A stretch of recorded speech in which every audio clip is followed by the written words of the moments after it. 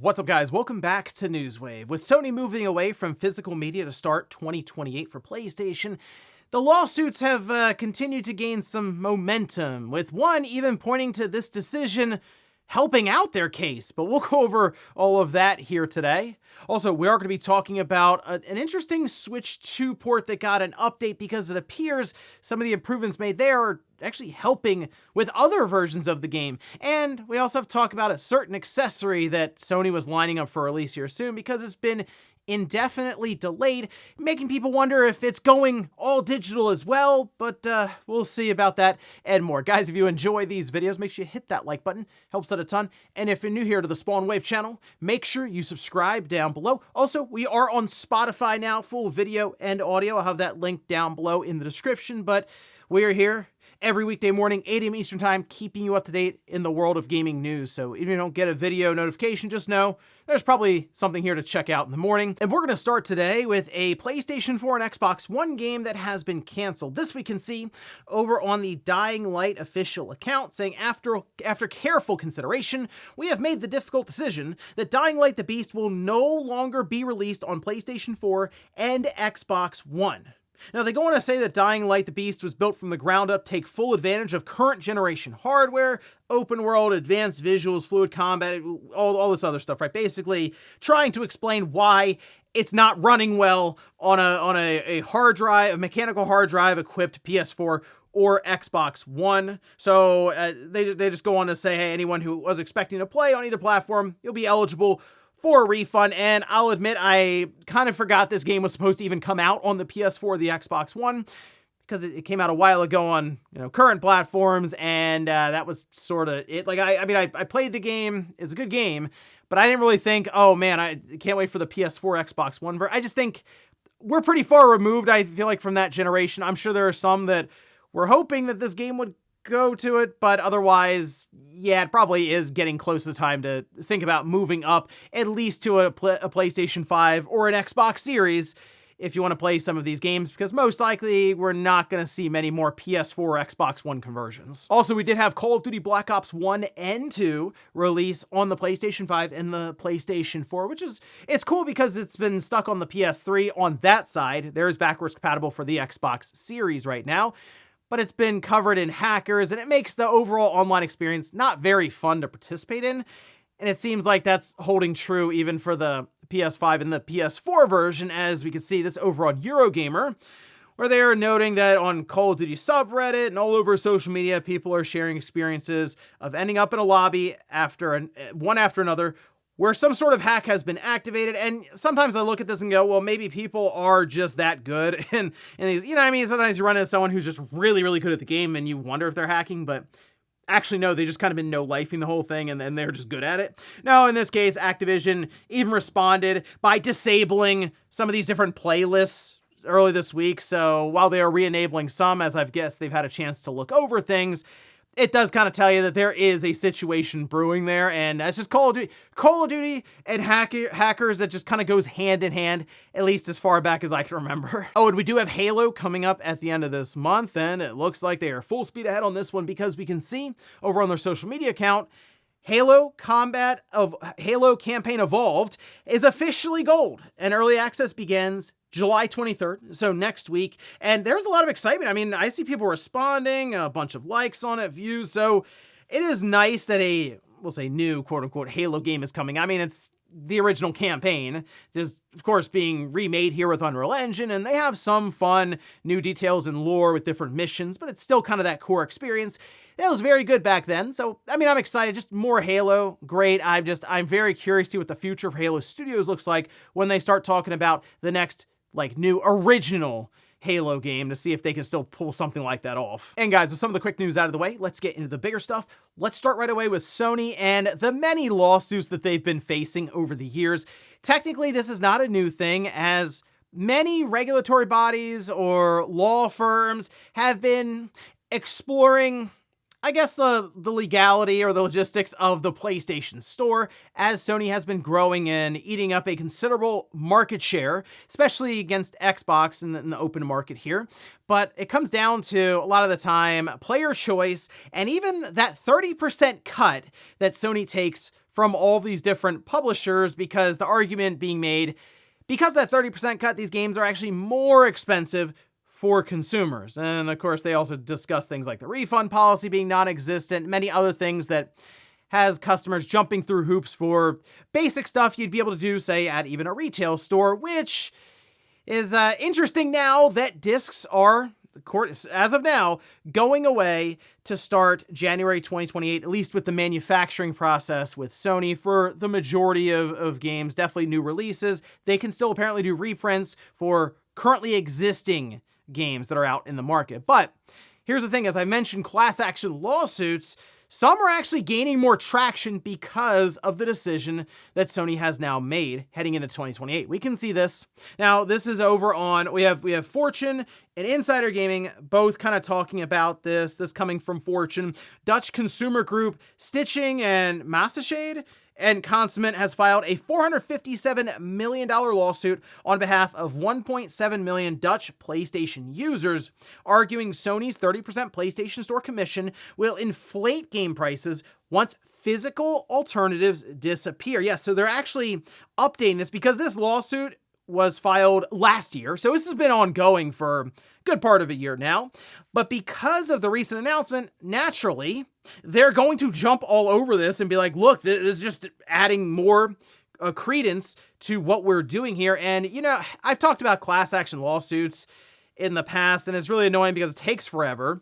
Most of the time, the only one that comes out like on the positive here with a bunch of money, it typically is the law firm, and the people who participate get some check in the mail years later for a couple of dollars, and you question if it was worth it, you know, even participating at that point, right? Here, though, this is something that could kind of, I guess, tick away at Sony to where they go, oh, okay, this is becoming kind of problematic. So Andrew Ching, who's the marketing chair at Johns Hopkins Carey Business School, they study video game demand, told Fortune the 30% Sony tax applies only to digital downloads sold through the PlayStation Store. Going on to explain that physical retailers, in contrast, pay Sony a lower, flat royalty based on how many copies they manufacture, not how many they actually sell. Sony has historically pointed to that physical marketplace when defending itself against antitrust claims, treating retail competition like used games in resale markets as evidence it wasn't a monopoly. Quote, however, by phasing out physical discs, Sony essentially destroys its own defense. This, again, according to Andrew Ching. And I do think that is an important part of this whole conversation, is that Sony is removing choice from the marketplace. So yeah, if you are pushing even a class action lawsuit like this, saying that Sony has too much power to influence game prices because of their 30% digital cut, well, that becomes much more prominent when you remove like a whole chunk of the market that is quite large. Because you're not only just talking about retail competition for big box stores and new games, you're also talking about second-hand stores with used games, or even just people who maybe want to sell on eBay or Craigslist or something like that. You completely eliminate all of that potential price and just market disruption. Someone could say, you know what, I just want to sell Demon's Souls for whatever I can get for it. It's $10. Someone's allowed to do that with their copy of the game if they want, and they don't have to fall in line with the $60 it's going for in the PlayStation Store. And if you are someone looking to buy it, you can absolutely take advantage of that and buy from them as opposed to the digital storefront. And so when you look at it in that light, it's like, yeah, Sony really needs to think about this more and more as they go along, because they can fight lawsuit after lawsuit after lawsuit, and they kind of have been for a bit now, where if it's a class action lawsuit that is saying that they are, we'll say, using their just overall market share, their market power to sway or just change pricing or whatever else they want to do, variable pricing, typically Sony will just pay whatever the lawsuit is, like the settlement, and just move on. But as these continue to mount, and it's not insignificant amounts of money, I mean, $500 million or so, $500 million, that's quite a bit. It does start to add up, and it does make you wonder if Sony starts to look at this and second guess themselves a bit. They haven't said anything, though. Even when you have like GOG, you can see they were kind of dunking on Sony as well just yesterday. Download the offline installer of any of your games on GOG, save it to a disc, and it's yours forever. You don't need a storefront's permission to play what you bought. I mean, and you could also look at this in the light of Microsoft and them also moving to a digital storefront completely. But to me, they need to figure this out. Sony, Microsoft, anyone else who wants to go all digital in these closed market or like closed box ecosystems, these consoles, there's just so many limitations around buying digital games that you really can't even use the buy tag anymore, and that's a whole conversation. So it feels like maybe they should have taken an entire console generation to work this out through updates and changing the EULA and other things. Now instead they ripped the Band-Aid off, and we'll see if that wound's healed come PlayStation 6 time. Next up, let's talk about an interesting Switch 2 port. That's Dragon's Dogma 2, and this one in particular is interesting because it did have a lot of performance issues on PC, PlayStation, Xbox, and a lot of it seemed to come down to RE Engine in an open world setting. Works very, very well for more corridor-centric or closed-off games like these Resident Evil remakes or even brand new Resident Evil games that are utilizing it. But man, it's been rough with that or Monster Hunter Wilds where it's very open. So naturally, you continue optimizing and developing and maybe even creating a whole port of the game to a different setup like with the Switch 2. And they start to kind of unlock other performance benefits here. That's what's happening. The Switch 2 version is set to come out in October, but this over on Eurogamer, as they had a chance to talk with the producer, Naoto Oyama, saying the RE engine, which we're developing our games on now, is something that has actually been a really great fit for Nintendo Switch 2. We've been working not only to improve its performance to let the game run on Switch 2, but to improve the current base game versions on other platforms too. In particular, we've been trying to find as many small tweaks as we can make so we can build up and have a big performance improvement on consoles when it comes to performance mode itself. That's something we're aiming for with the late August title update that's in the roadmap. For performance mode on consoles, we'll be able to reach 60 frames a second. That means that commensurably, all that effort we've put into PS5 and Xbox Series versions of the game will also pay off in the Switch 2 version. And we're currently seeing a minimum 30 frames per second rate performance on that hardware. And in many scenes, it's even higher. So it's a little while to go until the game releases, but it's exceeding our expectations on Switch 2. And I hope the players agree that we've done a great job again with bringing this game to that platform. Now, this isn't the first time we've seen even Switch development actually end up resulting in better performance or even more stable performance, we'll say, for other platforms. So I know Warframe, it was a whole thing, and it turns out because of the development on the Switch, it actually ran better and was just an overall better experience on other platforms. Happened with The Witcher 3 as well. And now here we are with Dragon's Dogma 2 that once again was famously not in the greatest shape performance-wise on all these platforms. But here we are now heading into August, they say, with an update where you'll see 60 frames per second pretty consistently on these platforms. The Switch 2, it has CPU limitations because of the way that Nintendo clocked the system, so it doesn't destroy your battery in like an hour. But even with those limitations, I mean, they say 30 FPS is kind of where they're sitting minimum and sometimes higher than that. I think if they can get it to a 40 FPS mode in handheld play and be able to use VRR with that screen, I think that would actually be a pretty good overall experience for Dragon's Dogma 2. We'll have to see how they utilize things, I guess, like DLSS and the resolution numbers.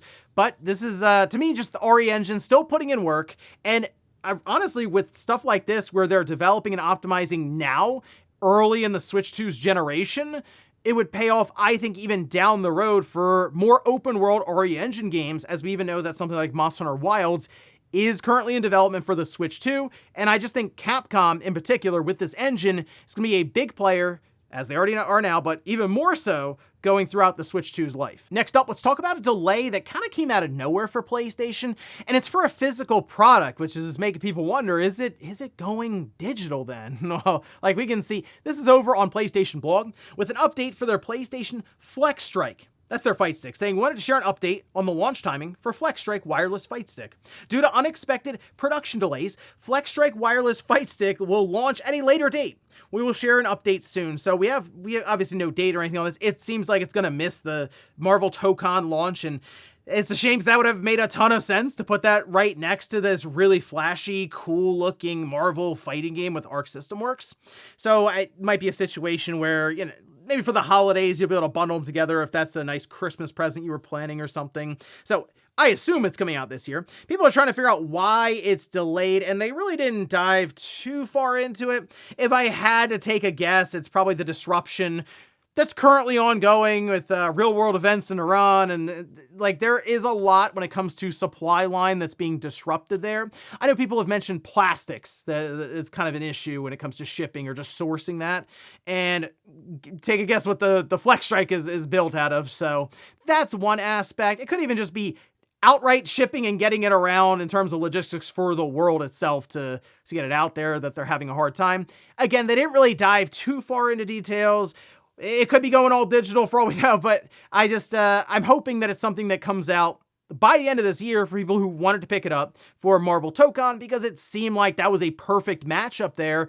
But at least for now, we'll have to wait for more information and a new release date, but clearly it's going to be missing that Marvel launch timing. And in our last bit of news, let's talk about a LEGO set that leaked out a bit early. Another collaboration between LEGO and Nintendo. This one, it's going way back. I mean, like way back to the old school arcade days, and you can see it here. Now, this is over on VGC, and they are citing the LEGO leak, okay? And it is the Donkey Kong arcade set.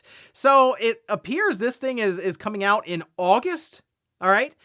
And it's set for $200. 1,367 pieces, and I think this thing looks awesome. Again, I'm not really big into the LEGO universe here for all this stuff. People tend to tell me that when you see, like, more than 1,000 LEGO pieces, and then you see a price tag like that, it starts to kind of line up, especially with licensing and whatever else.